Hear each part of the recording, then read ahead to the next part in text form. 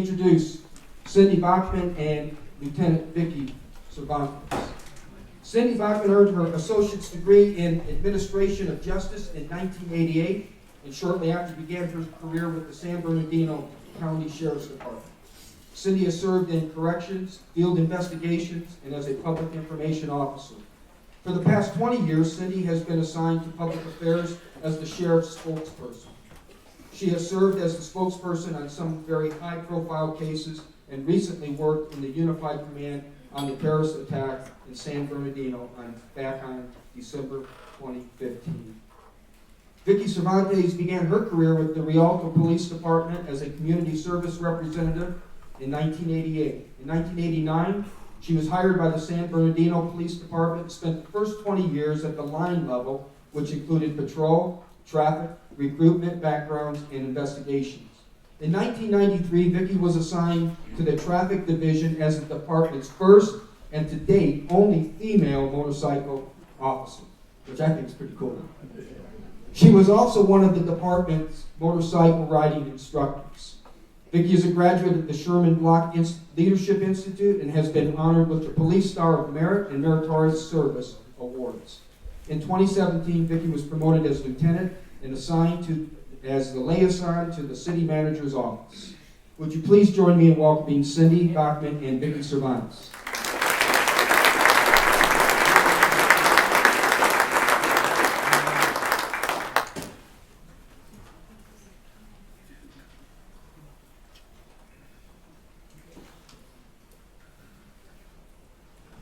Good morning. I just want to thank you for inviting us here. I was Vicki, and this is Cindy. And do you want to say a few words? Again, thank you very much for inviting us here. It's our first time, well, my first time in Colorado Springs. It's beautiful, and we hope to spend the afternoon while the sun's still shining, having a look around. So we might not see you after lunch. Just to give you an idea, this presentation was designed to speak with first responders, public information officers, and to give people an idea of what we dealt with on December 2nd, 2015, and in the weeks following, well, actually months following, because we're still dealing with requests for information, interviews. Showtime's doing a documentary right now. I just wanted to let you know this is really designed for public information officers, to our response to the media, our response to the public, to let them know what was going on, because honestly, people, not just in San Bernardino County, not just in California, but I think across the nation, were scared when this happened. They were terrified that something like this would happen in this little city of San Bernardino. And so it was our duty to get that information out there accurately, quickly, and put our heart into it. And I think we accomplished all of those goals. There are some videos in this that are graphic. There's, bodies, there's foul language, so I hope no one's offended. Okay, I'm going to tell you a little bit about the city of San Bernardino, which is where we come from. And the city of San Bernardino is located within San Bernardino County, which is the largest county in the nation. San Bernardino City is about 70 miles east of Los Angeles, or 60 miles east of Los Angeles. It's got a population of about 215,000 people, 70 square miles. And then again, we're located in the county jurisdiction.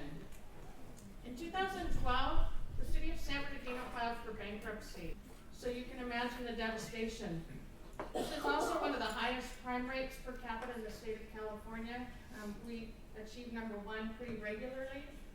Everybody has to be good at something, and I guess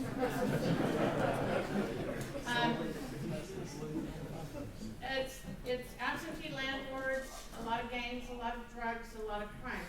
So as you can imagine, at no time did I ever think there would be any type of terrorist attack in my city. We have shootings daily, we have homicides regularly, but I just never thought that this would occur there because I thought it would be somewhere more notable, somewhere more, famous and where they'd get more notoriety. But I found that was not the case. The Inland Regional Center, there are 3 buildings on that property. I had never been to that property in the 27 years of service I have. So I didn't know what it was. I didn't know the layout. I didn't know who it housed. They have developmentally disabled. They do training there. There's a conference room there. Unbeknownst to us on that day, they rented out, the county of San Bernardino rented out a conference room for their holiday party / training event. And that was for the environmental health inspectors. It's in the southern area of San Bernardino. It's down in a commercial district. There's not a lot down there. There's a main thoroughfare, Waterman Avenue, that runs right to the front of that. So there's not a lot of access to this other than Waterman Avenue.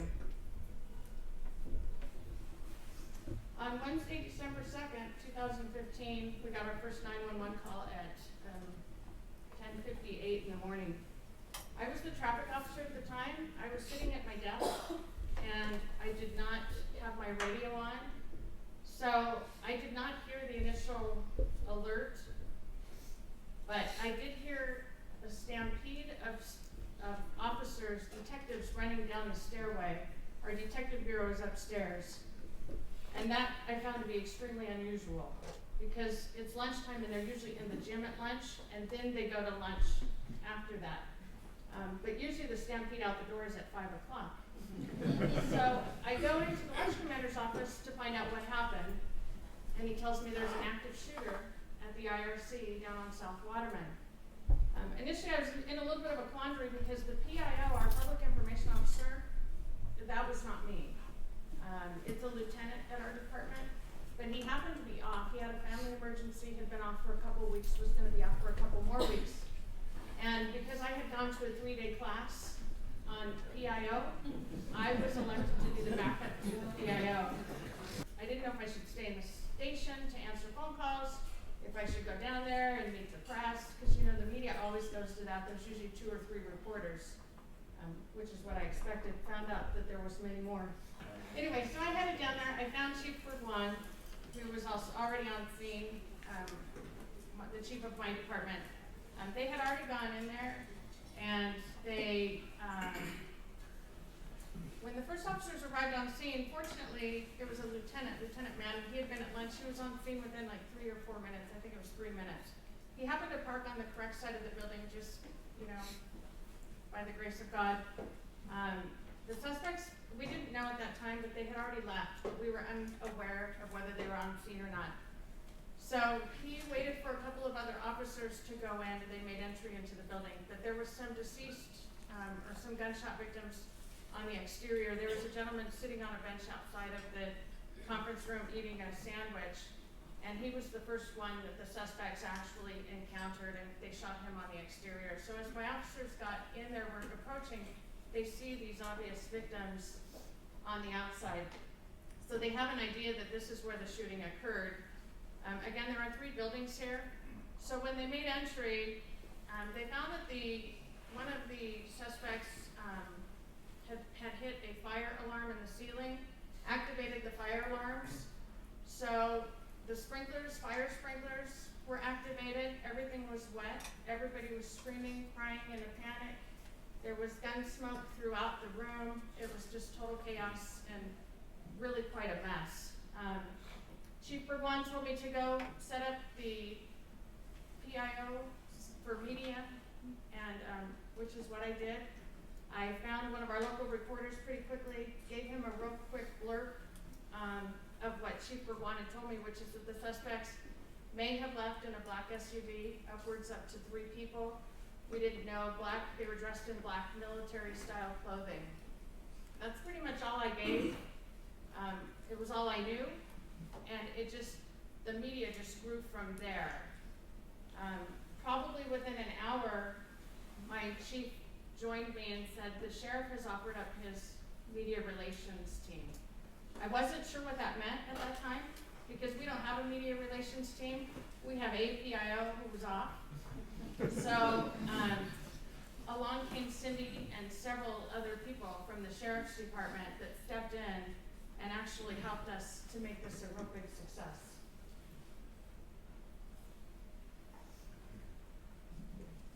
So on that Wednesday morning, I'm in my office. I'm actually by myself because I do have a partner, but she was on vacation, and we were monitoring the radio and television like we do every day. And someone said, something's happening in San Bernardino. There's an active shooter. They believe it's an active shooter, and so we just continued to monitor what was going on, and probably within 15 minutes, the sheriff called and said, you need to, pack up what you need and get ready to go to the Inland Regional Center to assist the police department. They don't have the resources because it sounds like it's a pretty big deal. And like Vicki, I didn't know exactly where the Inland Regional Center was, because it was in the city, and even though I drive, down that main street all the time, I just didn't realize what this place was all about.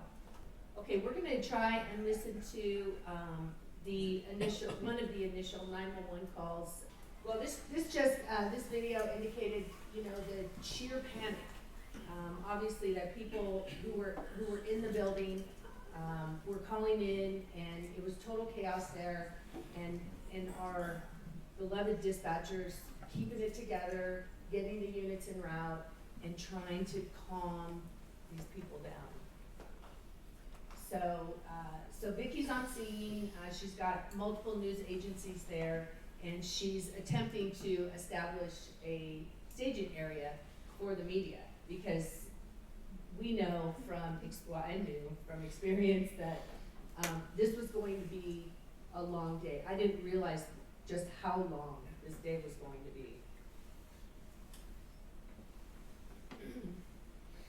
So before we left our office at Sheriff's Headquarters, which is 5 minutes or less from where the shooting occurred, I quickly grabbed our social media specialist, and because I'm not that good with social media, and I said, I'm gonna need you to come with me, and you're not gonna leave my side until this thing is over.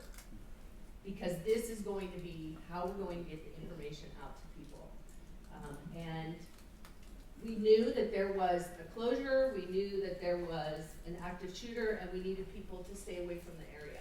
So before we even left our office to go and assist the police department, we got on Twitter and began making notifications to the public. Because the last thing we want is for people to start gravitating toward that area, because they want to see what's going on, because they feel like they need more information.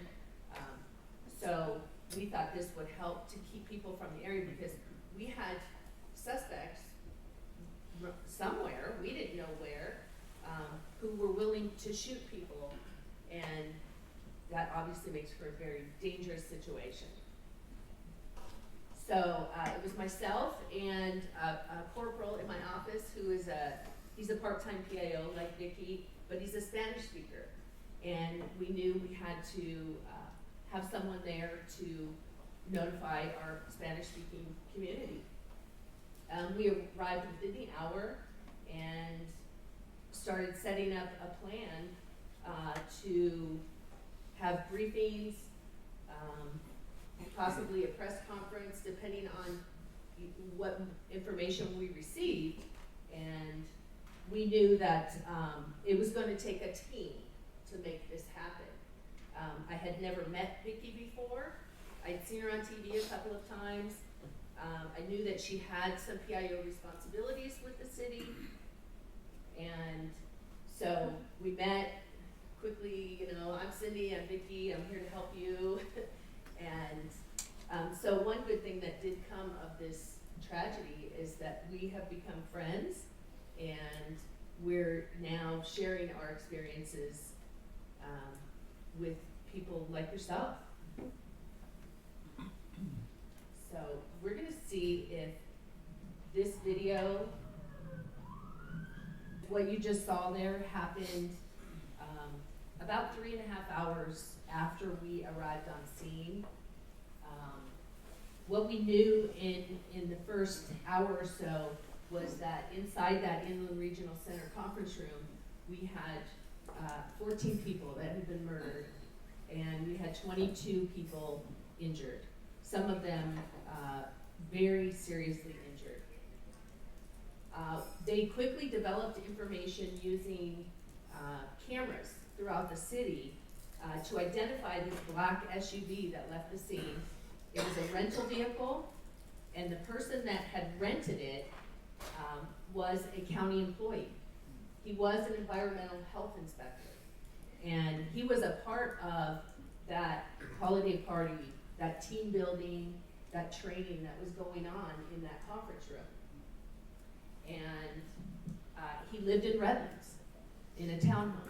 And Redlands PD, Redlands Police Department, San Bernardino Police Department, Sheriff's Department, they all began to move towards that townhome, thinking there's a possibility that maybe they had gone there.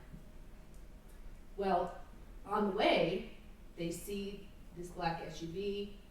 Redlands Police Department sergeant initiates a traffic stop, and a pursuit begins.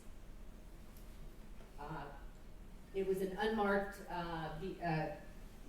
Redlands Police Department vehicle, but quickly other marked units became involved in the pursuit, and then you saw what happened during that pursuit. The suspects stopped the vehicle, and the female, who was the county employee's wife, she was in the back seat of the SUV, and she began to fire out the back window of the car. So you saw that sheriff's vehicle with the window shot out of it. All of the responding law enforcement began taking fire from the suspects, and they returned fire. The driver stopped the vehicle. He got out and began firing from the driver's side of the vehicle, with the female still inside, still firing out the back window.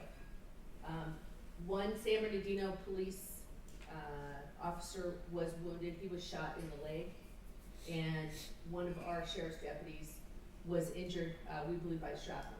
At the time, he didn't even know that he was injured because of the adrenaline. You heard it from his belt recording. He didn't even realize that he'd been injured. So during that shootout, both the suspects were killed, and we came to find out that it was a married couple, and that they were of Pakistani descent, and she was here in the United States because she was now married to an American citizen. She had just returned, I believe, 2 weeks prior from Saudi Arabia. So the FBI was quickly on scene and began evaluating all of this information. And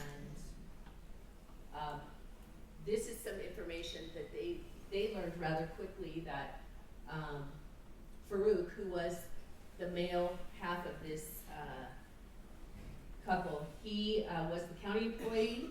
He had pledged his allegiance earlier in the day on Facebook. So they knew that there was that, Islamic terrorist connection there. So we have that timeline where he's in the room. We know he's in there at a certain time because there are photographs of him with his county employee friends. And then he has his wife show up in the SUV with all of the weapons and the hundreds and hundreds of rounds of ammunition. They go inside, the shooting occurs, they leave within 2 to 3 minutes, back in the vehicle and leaving. And these are some of the key locations throughout the city. Yeah, what's marked up there is the Inland Regional Center where the shooting occurred. You can see how close the shootout actually happened. Seacom Lake Park, where that comes into play, is shortly, or when officers got on scene, a couple of the people inside told the officers once it started, they had to extricate people, deal with that stuff. When they're trying to question people, somebody said, you might check this one employee, Farouk, Syed Farouk. He was there, but he's gone. But some of the mannerisms, caused them some concern. So the officers on scene, of course, started to run that lead. Apparently that's a very common name in that culture, kind of like a John Smith would be here. There's quite a few of them, so it didn't really narrow it down. But because we broadcast that they possibly left in a black SUV, somebody driving at Waterman by Seacombe Lake, who happened to have an excellent memory, saw a black SUV, not knowing any of this happened, not knowing there was an SUV involved. He saw this black SUV turning over by Seacombe Lake Park in our city. He noted the license plate, just memorized it. He got home, he was watching the news, and then he saw that all this had happened. So he calls police dispatch and said, I saw this SUV make kind of an erratic turn, and it just was kind of odd. He gave the plate. That's where the plate came back as a rental vehicle. Our narcotics unit called their friends at the rental car company, and that's when they found out that, lo and behold, somebody by the name of Syed Farouk had rented that vehicle. That gave his address in Redlands, because all of his identifications gave an address in another city. Nothing else listed that particular address, and that's how we were able to follow up on it. But keep in mind, Cindy and I are still at the IRC, fat, dumb, and happy. We have no idea that they even know who this might be. We have no idea they're chasing these people down. There's another video that the FBI has since given. We don't have it in here. It shows the movements of the suspects. They came back by our location probably at least 4 times. Well, and it turned out there was an IED inside the building. He had left that behind when he left. He was unable to detonate that, they suspect, because it was an inexpensive remote control car type thing. And we suspect that he kept going by trying to detonate that device, which of course would have been disastrous for all of us that were on scene. I am the one that picked the media location. It turned out to be disastrous. So, and I did it based on where the media first was. I also did it based on what my experience is of the media, which is like 3 or 4 people. It turned out there were hundreds that came from everywhere. I didn't know there were that many news stations in LA, but apparently there are. And they have huge equipment, and they bring everything with them. They set up camp. They completely shut down our roadway. So as we're standing in the northbound lanes of the roadway where it's completely shut down, our Bearcats and our units are taking off lights and siren, and we don't know what's going on because we use various radio channels. And those radio channels are not encrypted, so the public can get most of those. But I was on my primary channel.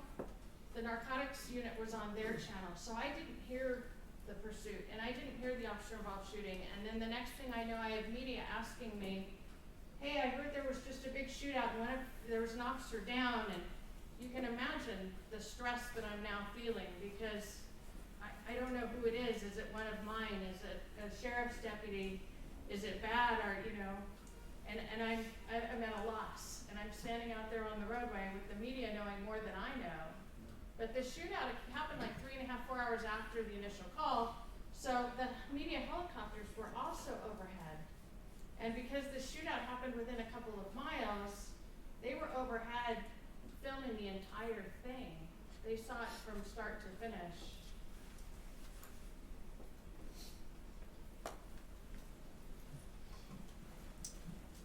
And as Vicki stated earlier, there was an IED left in the building that they tried several times to get close enough to the building to detonate it.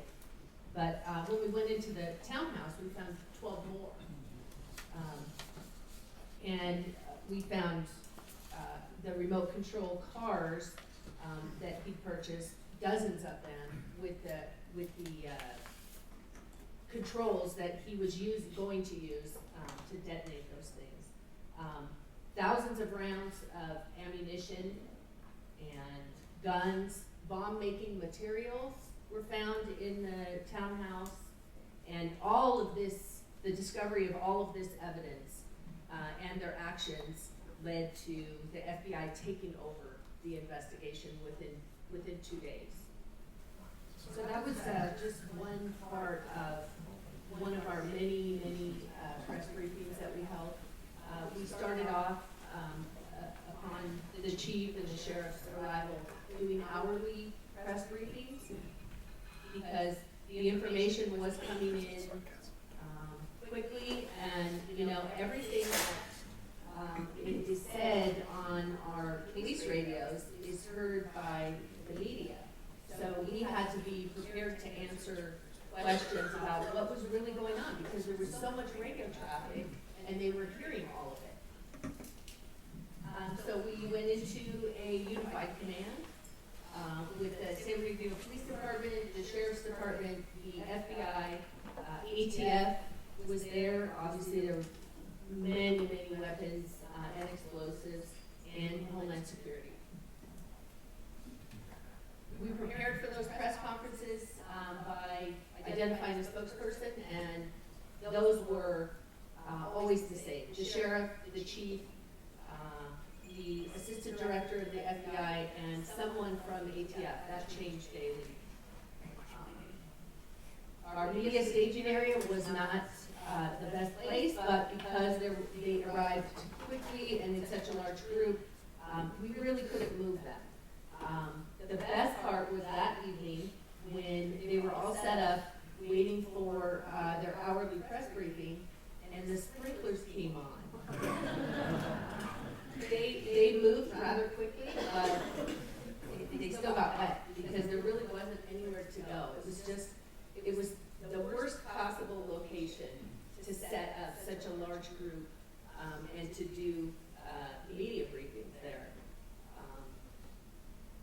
And at those press conferences, we addressed unconfirmed information that had been leaked out, and it was the best experience in my 20 years as the spokesperson for the sheriff as far as the flow of communication. We went into a conference room every hour following each press briefing, and the information, the communication between the heads, the chief and the sheriff and the assistant director with the FBI, they didn't see me as a PIO. They saw me as part of their team, and they knew that I was going to give them the best direction on what information to release, whether it be on social media or through these televised press briefings. And I knew everything that was going on, even if the information wasn't going to be released to the public, the confidential information.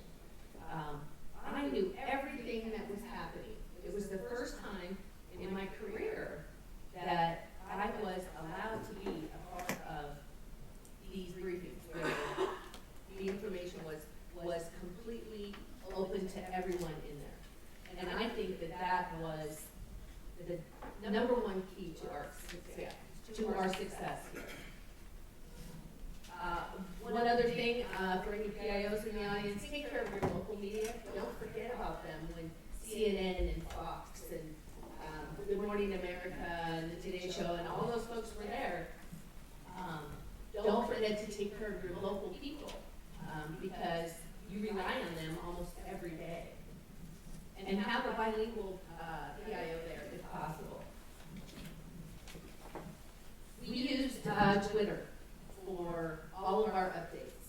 We only did one written press release throughout this entire incident. We used social media for everything else. We urged people to follow us on social media. Every news outlet was following us. They knew if a press briefing, an hourly press briefing on day one was being canceled or pushed to the next hour because we didn't have any new information because they were all following us on Twitter. Our first briefing was at 1:45 that afternoon and continued until 10 p.m. And then in between, the incident command team held their briefings.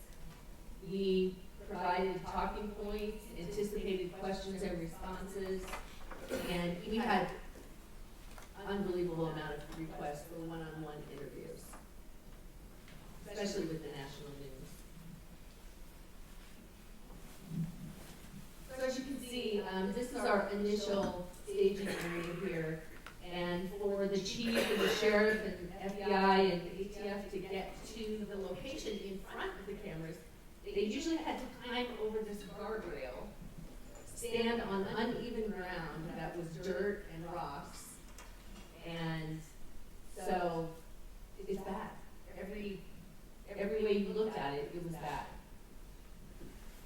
So within a day or so, we were allowed to move them closer to the Inland Regional Center, which gave them a visual of the building.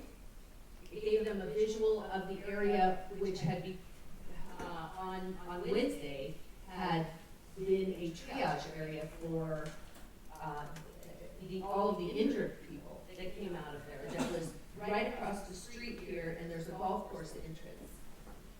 So they had plenty of room, and the street was closed, so that wasn't an issue for us either.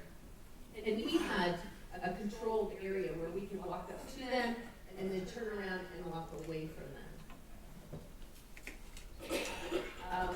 From the sheriff's perspective, we determined that our message, the message from Sheriff McCann, had to be to reassure the community that their safety was the #1 priority.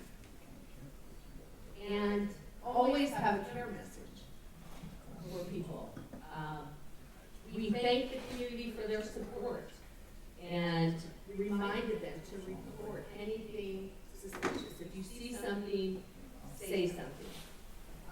One thing that Sheriff McCann, he is a very spiritual man, and it's no secret.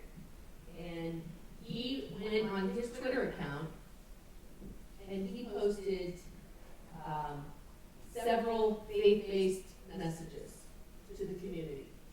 And my poor little social media specialist, I thought that she thought that that was going to be a real issue for people, that somehow that was going to offend them, that he was moving away from his job as the top law enforcement officer in the county, and not necessarily posting a message of safety and concern, but kind of reminding people that if you have faith, we can get through this.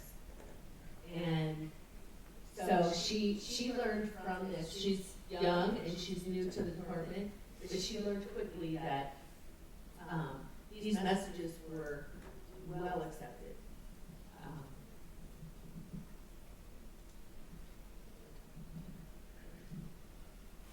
Another thing I think that helped us was controlling the government and all the officials.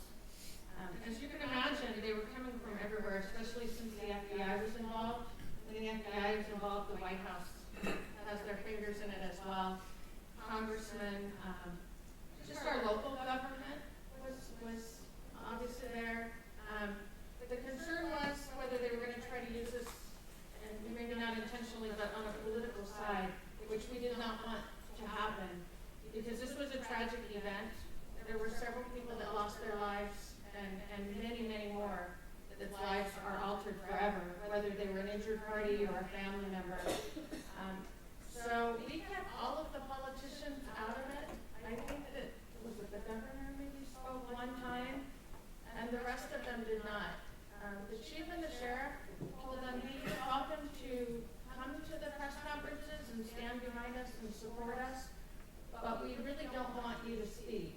You know, please don't take it personal, but this is a law enforcement issue right now, and we want to keep the message consistent, and we want to make sure what's going out there is what we feel is appropriate. So, with the exception of the governor the one time, the only speakers really were the chief, my chief, Sheriff or the assistant director of the FBI. We also said we did a press as you can imagine, there wasn't always new things to say. The terrorist event was a hot topic. The media wanted that to be a terrorist event immediately. The FBI will not say anything out loud until they're 100% sure that that's the fact.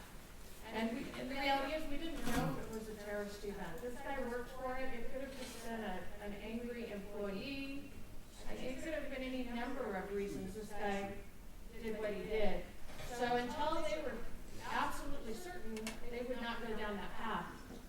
Media struggled with that because media was, they did their own research, and sometimes I think they have more information at their fingertips than we do. They believed somebody was on the no-fly list. They've got all kinds of things that they wanted to throw out there. So what the chief and sheriff decided to do was put in some fillers. I don't know if any of you saw it or remember seeing it, but Lieutenant Mike Madden, the first lieutenant that went into the building, spoke at a press conference. It was extremely emotional. It went a long way with the media, and it caused them to divert from the terrorist event because, of course, it brought out the emotions of just the tragic sadness of this event. The downside to that was that now the media was focused on Lieutenant Madden, and actually one reporter went to his home the next day, knocking on the door trying to get a private interview. That was corrected pretty quickly and did not happen again. But those are the dangers you have when you put your people out there like that. One of the sheriff's deputies, somebody that he was escorting out, took a video that said, don't be scared, I'll take a bullet before you, that's for damn sure. And that just went viral. It was very impressive. He wasn't in the building, but he's trying to reassure these people and calm these people and everything else. So, of course, the media was all over that, too. So, Cindy and I got huge requests. They want to speak to this guy or that guy. And, we had to try to manage that because the reality is there were probably 300 police officers out there that day in combination of so many agencies, federal, state, local levels. There were not one or two heroes. There was a whole team that put that together. And that was something that as our leadership had to be real conscientious of and aware of, because the other team members that also went in, of course, nobody wants to be on the back seat when they were just, as heroic as the next guy. So you've got to really be careful on that level.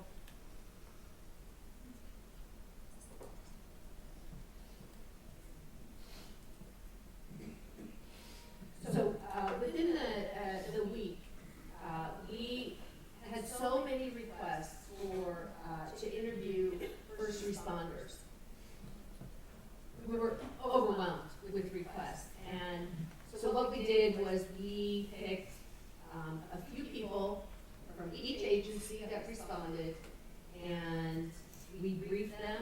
We prepared them for the kind of questions that they might get, and then we set the rules down for the media, that we were going to have each group come up and speak for a couple of minutes about their role in responding on December 2nd, and then the media was going to be able to ask them 3 or 4 questions, and that was it. That was the limit. So the ground rules were set, and we brought everyone together, and we wanted to share some of the first responders press conference with you to just show some of the feelings and the emotions that these folks felt. And this was a week after the shooting. They are resilient, that's for sure, because they continue to come to work. But that was, we struggled with putting them out in front of the media like that and letting their emotions show. But they were all happy to do it in the end, and I think it was very successful. So quickly touch on social media. We've only been using social media for a about 3 years now, and I love it. I think it's the fastest, easiest way to put out accurate information to not just the media, but to the public at the same time. There's not that issue where you give it to the media and then you wait for them to put it out to their viewing public or their readers or their listeners. This way you're putting it out to everybody at the same time. We created some hashtags. I don't know a whole lot about that, and that's why I'm glad we have that 20-something-year-old social media specialist. Because all of these tweets that you see here and photos, while we were sitting in those briefings, getting all of this information, I was writing notes to her or whispering to her, telling her, we can put that information out. Let's use that. Let's use this photo. She had most of this prepared while we were in those briefings, and then when we walked outside and addressed the media, as things were being said and information was being released, she was hitting the button on her Twitter account and pushing all of this information out as quickly as possible. So people didn't really have to tune in to see a live press conference. If they were on Twitter, they were getting the information just as quickly. So again, we used it to make sure that the information was accurate. Chief Berguan managed his own Twitter account, which came in, which was really good for Vicki, that she didn't have to manage that for him. Again, putting out care messages and safety messages, reassuring people that we were doing everything that we possibly could to keep them safe. Even though the information may have been out that the suspects were killed in the shootout, people were still very frightened. We urged people to follow law enforcement accounts and not any other type of social media accounts because they weren't going to get accurate information. I'll let Vicki tell this story. This is some tweets that Chief Berguan sent out 2 days later, December 4th. The UPS hub is in the city of San Bernardino also, and they were delivering a package. One of the drivers was delivering a package, and he recognized it as being to the suspect at the suspect's address in Redlands. Of course, it made him nervous because it's 2 days after the event. The names are out, everything is out. So, you know, he brought the package back rather than leaving it because he knows that this guy's known for bombs and explosives and so on and so forth. So he brought the package back to his UPS station, and they evacuated the UPS. We did everything like a possible bomb threat. And again, because the media hears all of our radio traffic, they knew real quickly that this was occurring, and it became this huge media scare. Well, Chief Berguan was at home and turned on the news and saw this big scare at the UPS store and called down to the station. The sheriff's department's bomb squad had already gone in there and determined it was like a shirt from Sears, perfectly safe. So he put on his social media account real quick, hey, it's safe, it's no big deal, everything's fine, and it just squashed the whole thing that fast. Where it could have just really continued on and caused some more chaos within our community. So this is just an idea of how our social media followers grew in those days following the shooting, and those are big numbers. And so again, if you have an event, God forbid, if you have an event like this in your area and you're putting information out, you have to be accurate because your numbers are going to grow like that, and we're at the same time we're urging people to believe every word that we put out. This was the only written press release that we did. We are the sheriff coroner, and the day after the shooting, the names of the 14 victims were released. Once the coroner had done their positive identification of each and every one, and proper notification to the families. We put out the press release identifying them, and so of course the request began immediately for autopsy protocols, not just for the victims, but especially for the suspects. They really wanted that information on the suspects. The following day, the FBI publicly said that they were the lead agency on this investigation. So none of that information from the coroner was releasable because it was now a federal investigation. So some of the lessons learned, I can tell you from somebody who had been handling situations like this for 20 years. I learned a lesson 4 years ago when we had a man in our Big Bear Mountain area.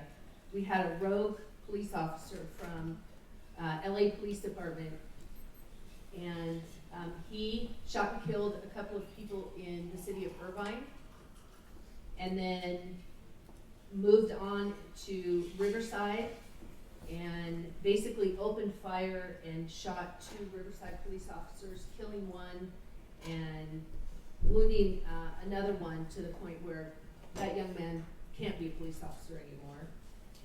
And then was last seen in San Bernardino, the San Bernardino Mountains in Big Bear. So on that day in February of 2013, we began a manhunt for him. It's snowing. We were probably having the worst snowstorm in the Big Bear history, and we're trying to search for this man, this murderer. And anyhow, after 6 days, the search came to an end when there was basically a pursuit and a shootout with this man, and he killed one of our detectives and wounded another deputy in that shootout. But from that 6 days of madness, I learned so much from it. I was never involved in a single briefing with the commanders and the SWAT teams and all the folks that were looking for this guy. And I was the PIO on scene, and I was responsible for giving the sheriff the information that he was going to release at a press conference. But I was never involved in any of those briefings. So from that, I learned that you have to be involved. You have to be trusted. If you are going to be the spokesperson and you are going to be put in a role of advising your leader what to say to the public, could be, and this turned into a national story as well. Everyone has to have their defined roles, but everyone has to be trusted with the information.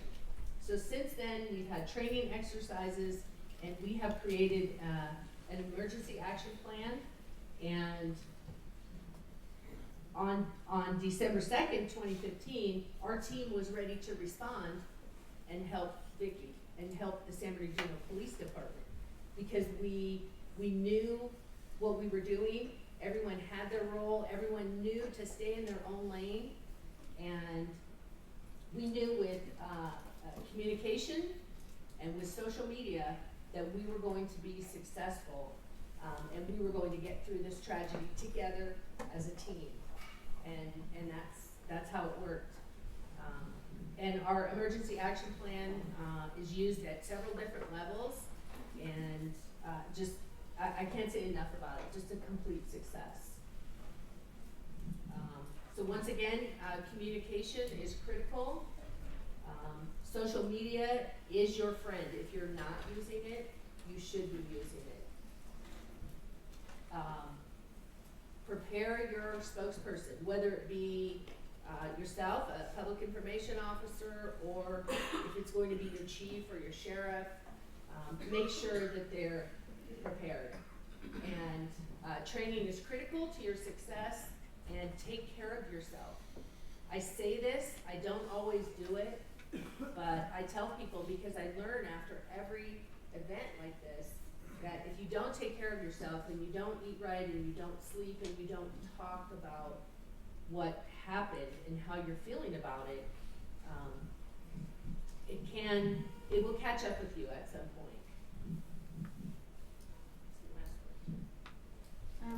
And just to let you know, this went on for a long time, and we went on 12-hour days in the city of San Bernardino, 12 on, 12 off, I think for probably a week. We had that road shut down for probably 10 days while they were trying to collect evidence. Initially, the San Bernardino Police Department handled the IRC incident itself until the FBI took over, which was 3 or 4 days later. The shooting also occurred within my jurisdiction. Well, as you can imagine, because we're trying to handle evidence with the IRC, there was absolutely no way we could handle the shooting. So the Sheriff's Department stepped up and took the responsibility for the officer-involved shooting, and took that off our hands, because obviously there was a huge amount of evidence that had to be collected. A lot comes of that in the media. The officers are worn out, they're tired, they're exhausted, they're emotionally drained. They've seen the most horrific things they've ever seen. Shortly after, I was receiving calls from media saying, hey, San Bernardino is a bankrupt community, how are you going to pay for this? How do you answer that question when 14 people have just died? You know, that's what your concern is right now, is who's going to pay for this? Of course, I asked my boss, because when the bankruptcy happened, I was maybe not going to get a check, so I did have some concerns about that as well. But there's so much more. Then when Apple wouldn't hack into the iPhone of the shooter, and then so much controversy came out on that. And of course, they call your agency, what is your opinion? Should they break into the computer, should they not, or the phone? And it just goes on and on and on. One of the things that I think our department lacked in was not getting counseling to the department probably quick enough, because we are so worried about the tactical side and the investigation side, and the managers, you know, we've never experienced something to this degree, so I'm sure it wasn't on their mind at the time. And you know, police and firefighters, they're tough, they don't need help with anything. And it was probably a month later that they brought the counseling team in. They set us down in group sessions, let everybody kind of speak, because they didn't want to make it well, I think they did make it mandatory, but they made it mandatory for a group. They didn't want to bring anybody in on an individual basis for fear that it would, you know, cause some issues there. But look at some of that stuff in advance. Should this happen to you, what are you going to do on that? Because you do need to get these guys help. We have some, you know, that claim a little bit of post-traumatic stress disorder. Our fire department was being disbanded at that time, so they had so much going on anyway. We got rid of them and went to county shortly thereafter. So there was just so much emotion within our community anyway, and to add this on top of that. But we still had to police the city. We still had to go help people that needed our help. And that got a little bit challenging, because sometimes you just want to stay home and stay in bed and call it quits. So make sure that, you know, on the leadership side, you give that to your people, and you make sure you tell them they did a good job, because that is what's going to get them going, keep them going, get them up the next day, and, you know, keep them hopefully healthy and your community healthy. And I think that's it.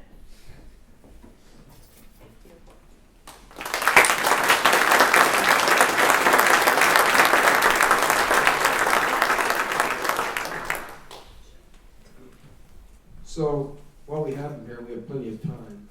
Are there any, first of all, how many in the room are law enforcement? So just about everyone. So those of us who are not, this is kind of a foreign and different experience. So if you have questions, I mean, you know, what do you say after a presentation like that? When you talk about leadership, but do you have questions for either Cindy or Vicki that you'd like to ask them before we move on? Yes, sir. You said a lot of the politicians started showing up at the briefings, congressmen and whatnot, and you turned them down saying, no, we don't want you to speak. How well did they handle that? Did they support you? Did they start pitching a fit? How did they react?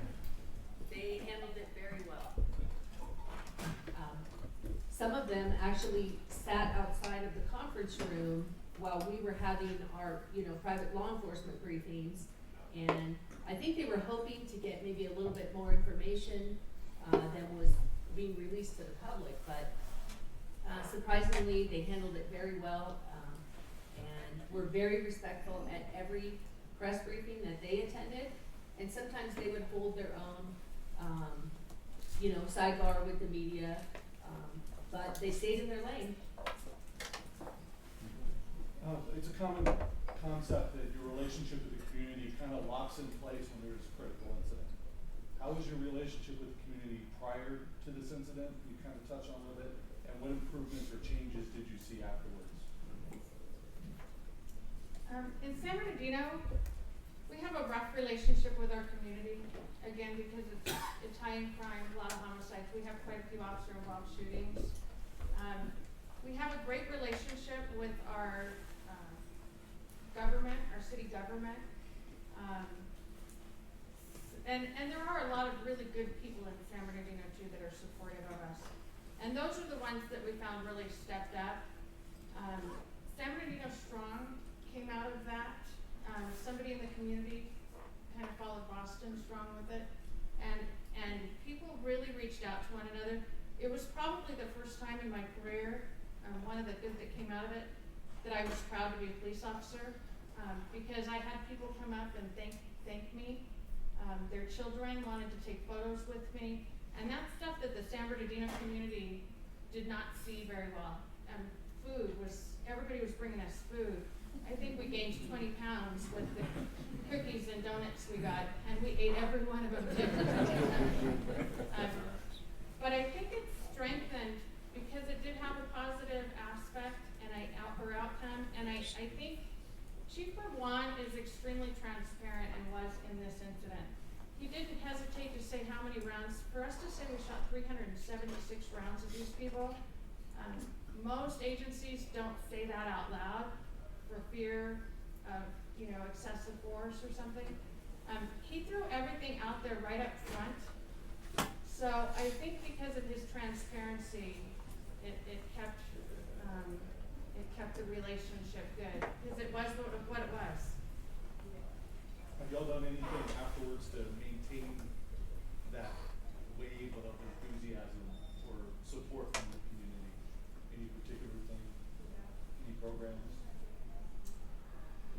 We try, but it's still a bit of a challenge. We do the coffee with the cop, the conversation with the cop, night out with the mayor. We're putting together a baseball game, inviting the community to come in hopes to interact with them. As a result of this, they had vigils.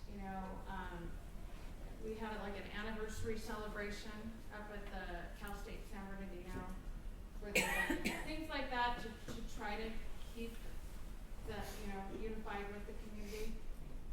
But again, our staffing is still struggling. If anybody wants to lateral, please let me know.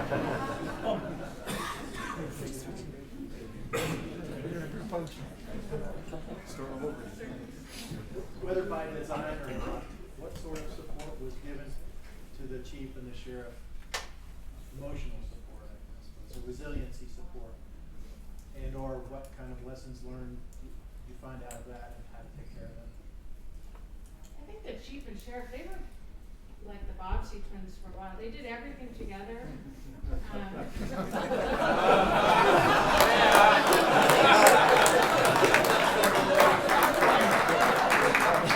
Why you gotta go there? I didn't mean to set you up. Why is everybody laughing? I'm not sure what they did to emotionally support each other. However, it worked for them. They were great. The morning shows, Good Morning America, wanted to do a segment. I said, that's fine. They said it will be 2 a.m. I said, why does it have to be 2 a.m.?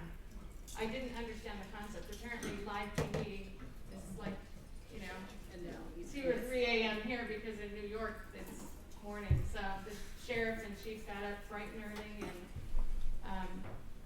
but beyond that, they're both very physically fit guys. They're active type of guys. Well, that knocked us out.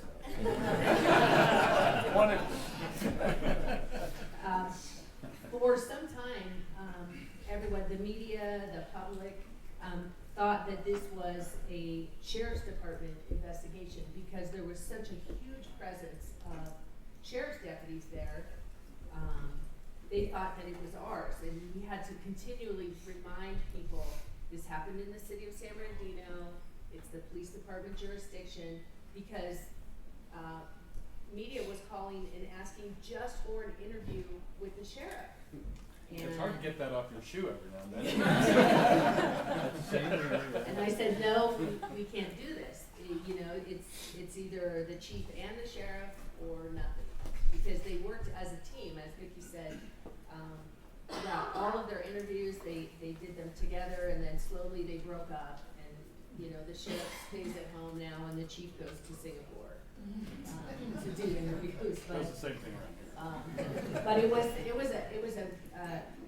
a great time of bonding for them, showing the community how well they work together. There's no egos here. It was Chief Burgoyne's show, and the sheriff maintained that statement throughout that he was there to support the police department and offer up any resources that were needed.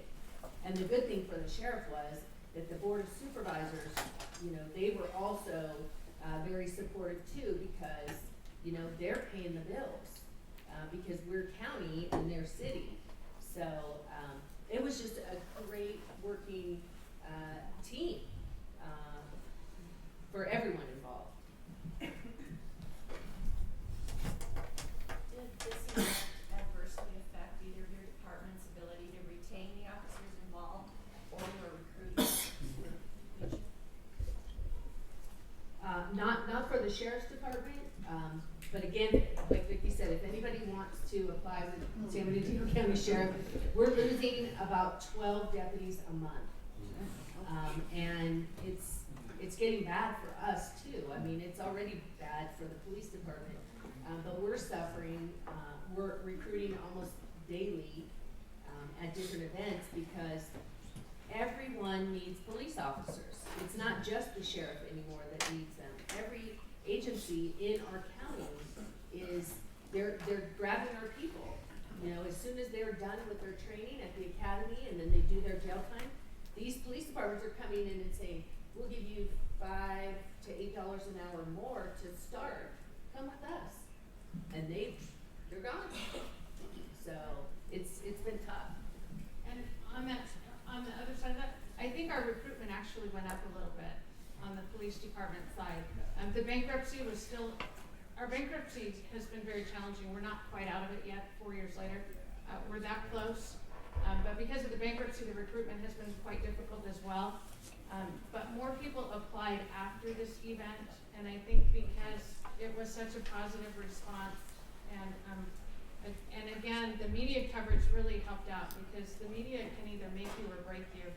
And because they were so overwhelmingly positive for us and supportive of us on this, I think a lot more people wanted to go back into the law enforcement field, where after a lot of the shootings, you know, back east, nobody wanted to be a police officer for a while. So you said the PD had 205 sworn. How many SO deputies? We have 1,900 sworn. And you're losing 12 a month. We're losing about 12 a month. We just We have got an two. academy graduating tonight. We just stole 2 of them. We used to be friends. Yes, sir. You're obviously a very resource challenged entity, but California years ago created the CSTI, the California Specialized Training Institute, and supposedly that was going to be an asset that was going to be able to service both Los Angeles or San Francisco, but also entities such as yours. And I'm curious, for non-attribution, if you saw any value in the training that's coming out of that entity prior to this incident. I don't know that we have seen any training out of that entity, to be honest. Most of our training right now is in-house. Again, the bankruptcy has it made us very special people. We can't afford training, and it's improving. But we're really working on recruitment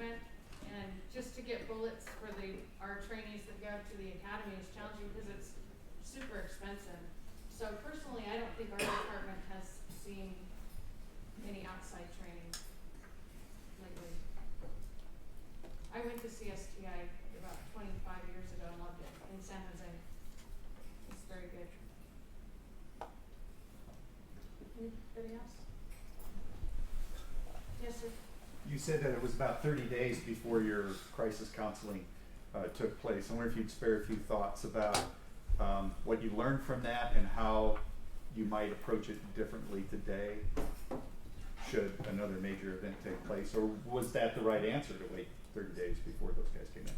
I don't think I would have waited, and I was telling the chief last night at dinner, I think, about 5 days after this occurred, we had a woman that split her 5-year-old son's ear, her head, neck from throat to throat, almost decapitated him. It was a very gruesome scene. And most of the guys that were at the IRC also responded to that. And I think that did trigger something that, hey, we need to get somebody out here because these guys are experiencing some horrific things that are going to cause them some difficulty later. We did have an officer that went off work for probably about a week. He was one of the first ones in the door because when he went in, he saw a woman asking for help. He had to go past her. By the time he came back, she was deceased. It was real difficult for him because he wanted to provide help at the time and wasn't able to do so. We all handle it different. I think as a female, I'm more emotional than most of the males in the room. It took me probably at least 2 months to try to put this behind me. And just hearing the videos today, it brings it all back up and it brings a tear to my eye. And I didn't go in the room, so that I don't have the visual of it. But seeing my friends and coworkers that did go in and seeing what they went through. As a motorcycle officer, I also escorted family members to the IRC so that they can have some closure. And I saw the grief, that they were dealing with, and it was extremely overwhelming. Just the vast amount of emotions, and there are so many people involved because there were so many family members, again, that maybe weren't there, but they either lost a family member or they had one, badly injured. And I don't know that we'll ever get over that. I don't, we put it aside, but I think the sooner you get somebody to talk to them, the better. And you just have to watch your people, see if there's any kind of behavior that's a little odd or, that type of stuff. Just one thing I wanted to add, aside from the counseling, we held a few different events and brought the families of the victims, we brought some of the survivors together and just sort of gave the first responders an opportunity to have some conversation with these people, to tell them how sorry they were, that they had lost family, and to the survivors that how sorry they were that they experienced something so horrific. And one other thing, Director James Comey came from the FBI and invited all of the first responders over to our airport and brought everyone into this hangar, and he addressed everybody and told them how much he appreciated what they did, how hard they worked.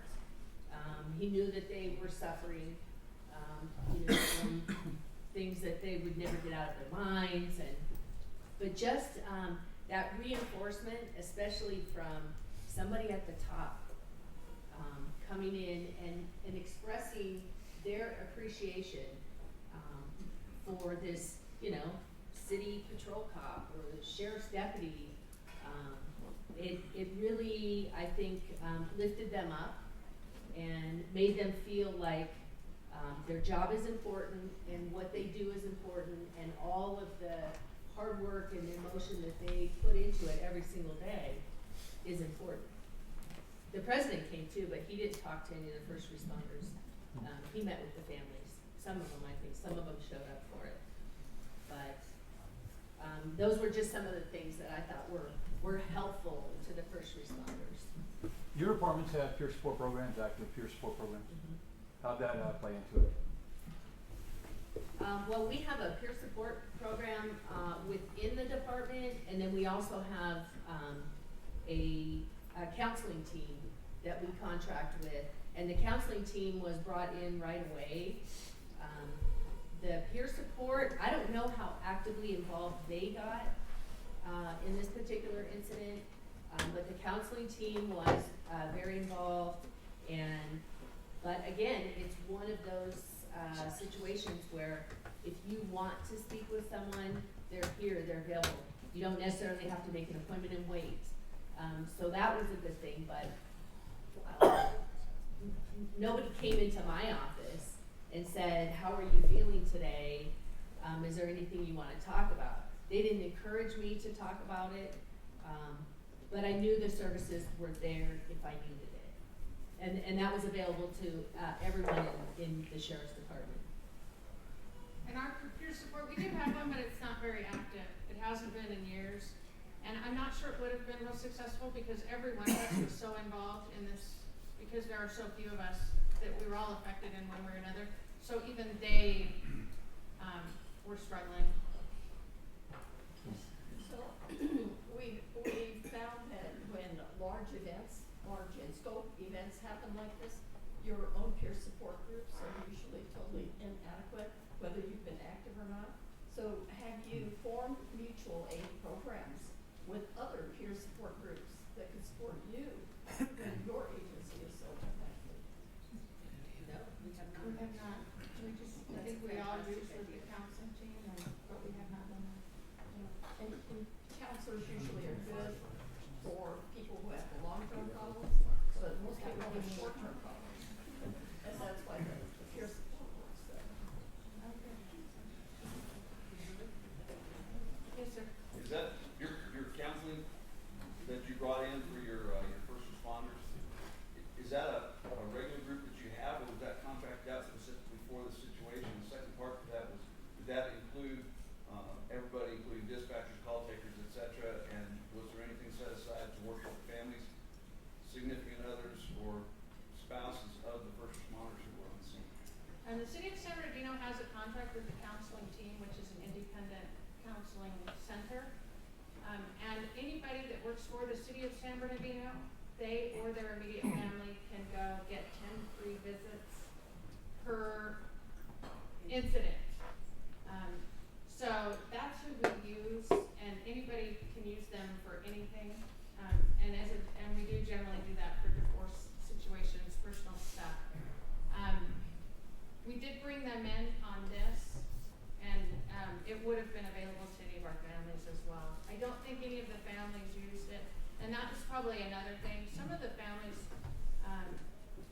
you know, I don't think, I thought about it, we don't think about it. The wives, I think, had some real difficult times with those. And most of us don't think about that because they're not there. But when it came time for interviewing people and things of that nature, there were some of the officers that expressed their wives were having a hard time, you know, with them going to work and some different stuff because of how dangerous, you know, we're accustomed to the danger, but if the spouses don't like that much.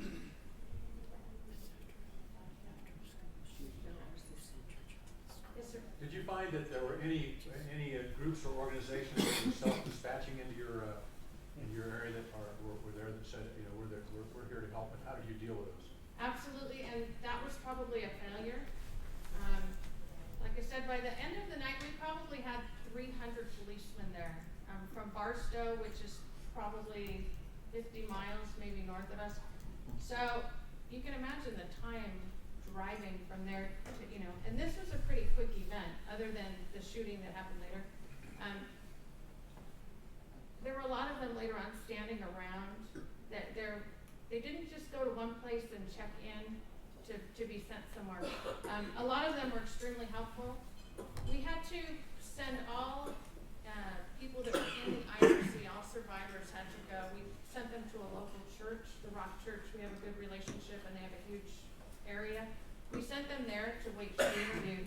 Again, that's in the city of San Bernardino. We had no resources. So the city of Fontana, their police officers took custody of that environment and they handled those people. We had to set up a call center for the injured parties' families, and that was a local recreation center. We tried to put the survivors at one place, while the families of the deceased, if we knew who they were, we tried to send them elsewhere so that they can have more one-on-one time with them, you know, because they're going to obviously feel differently than the survivors' families.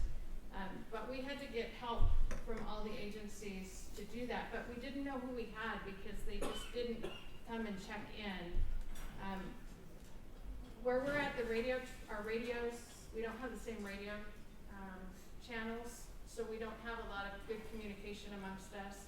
There's a lot that came out of that. That was one of them. One is to get encrypted radios so that the media and the public do not have access to hear our conversations. We've worked with Congress on that. We are working on that. My department, we do not have rifles. We had probably 20 rifles. My motorcycle officers did not have rifles. We tried to get them, and my funny story, my captain, who used to ride a motor with me back in the day, said, I was a motor all these years and I never needed a rifle. And I said, well, it's a good thing, because if you'd have needed one, it wouldn't have been there. And lo and behold, the second guy on scene was a motorcycle officer with nothing other than a handgun. Obviously, had these people still been there, he'd have had a real difficult time taking that on. So now the department has since purchased rifles for everybody. And there's other stuff, the ballistic plates, we're trying to upgrade those. We're trying to get, and we've gotten a lot of donations for that stuff. But there's a whole lot that you realize your department does not have or is inadequate. And if nothing ever happens, it's fine.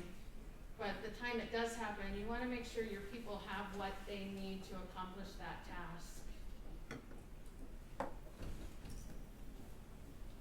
Did you get any pushback from your city council on that? When it came to talking about budgets and trying to upgrade your tactical equipment? Those came from donations, so no. If it had to come through them, probably. But again, we're still bankrupt, so it's not completely their fault. It's not that they're not supportive. It's just we're still trying to find funding.